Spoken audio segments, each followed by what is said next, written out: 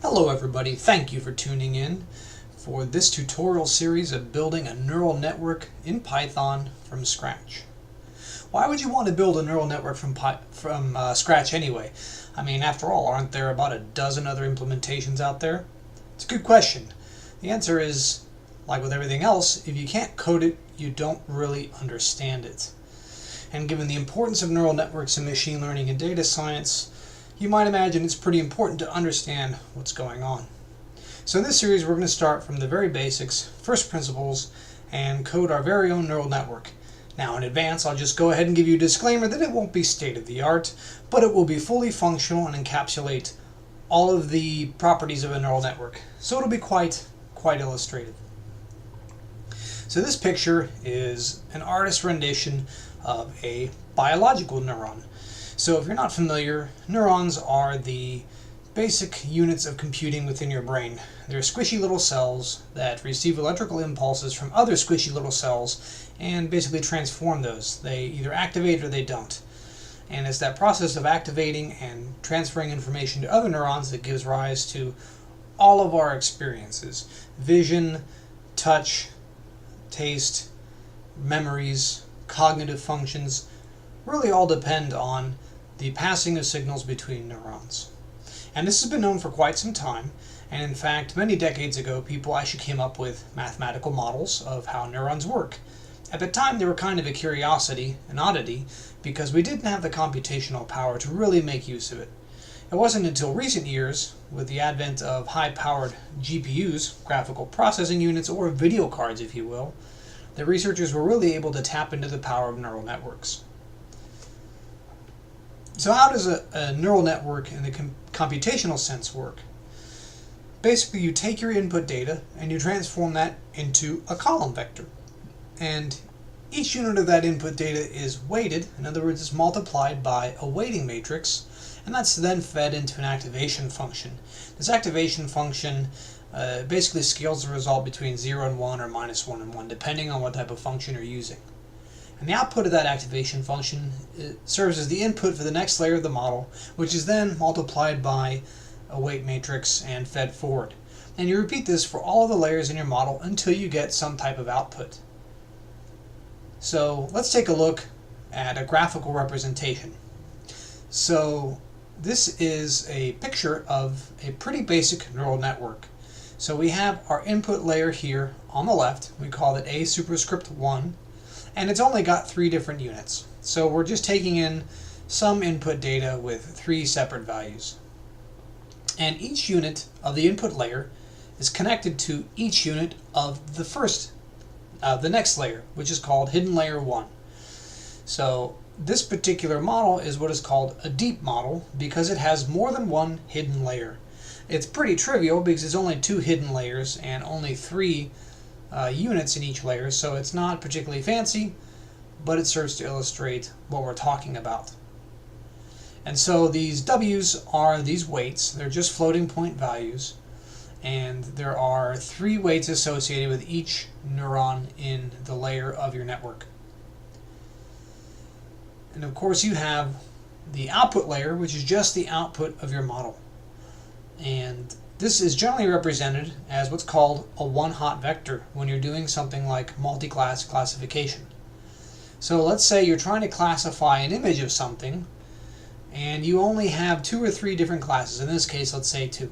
So you represent one class by a column vector of 1, 0, and the other class is a column vector as 0, 1. So what are the steps here? So just to break it down, step 1 is to construct your input vector from your training data. Step 2 is to multiply the weight matrix by that column vector, and step 3 you apply the activation function to that resulting column vector, and you keep repeating until you get to your output.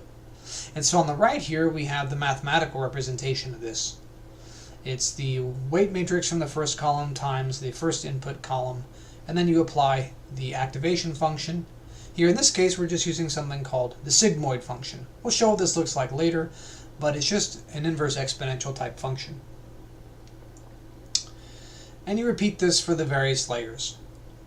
And so doing this, you can imagine, gives you some sort of output that looks like a 0 or 1, and allows you to classify things. Now, something to note here is you don't really control the input layer, right? It's just your input from whatever it is you're trying to classify. So in the case of images, it's just basically a column vector of numbers, right? And you don't really control anything at the other hidden layer because it's a product of an activation function, which isn't a variable. The only real variable in here that the model can use to learn, quote unquote, are these weight matrices, the components of the weight matrices, the W sub I sub j superscript k. Let's take a look at an example. So here you have two pictures. You got a cute little puppy on the left and an adorable cat on the right. Now, we see these as an image, but to the computer, it's just a matrix of RGB numbers with size, width times height in units of pixels. And in fact, you can just flatten these into a single column vector of length, width times height. Right, so if you have a 700 by 700 pixel image, you can flatten that into a 49,000 unit column vector. And then the one hot representation of our output is just going to be a 1 and a 0 for a dog, or a 0 and a 1 for a cat. How do these networks even learn? So I said earlier that the weights are really our only model parameters, and if you go back and look at the mathematics, you'll see that the output, this layer here, really depends mostly on these weights. And so you can imagine that a neural network isn't always going to be accurate. And therefore, the error of your predicted output will have some complex dependence on that weighting matrix. And so the weighting matrix will be some matrix of high dimension, right? It'll be m times n, where m and n are large numbers. And it may even be multidimensional beyond that, right? And so you're going to have some complex function in a higher dimensional space that represents your error as a function of those weights. And what you really want is to find that minimum error, right? You want the model to be as accurate as possible or have the least possible error. And so you're going to have to navigate through that parameter space. And you're going to use what is called gradient descent to find local minima. And then you go ahead and you feed that information back into the network and try again for another training example. And of course, that other training example will give you a different output, it'll give you a different error, and you'll be at a different point in the parameter space. And then you can do the same thing. You apply the gradient descent to keep moving around the local space to try to find an even lower minima. And this is really what makes deep learning so powerful, is that you can repeat this over many, many different training examples. So you can really find something close to, hopefully, a global minima in your error. And indeed, the more training examples you have, generally the better off you're going to be, although that doesn't always hold true. You can get overfitting where the model fails to generalize to new examples. So you can see that there are many different ingredients of a neural network. You're going to need input data, and in the real world, this is the most difficult part of doing this. And that's because input data is often dirty. It isn't in a form that you really need it in, so you have to transform it. It may be incomplete, it may be incorrect, it may be erroneous. So a great deal of effort and energy goes into cleaning up the data and making it suitable for feeding into your neural network. We didn't talk about it, but we have to add bias units to make sure we don't get trivial cases.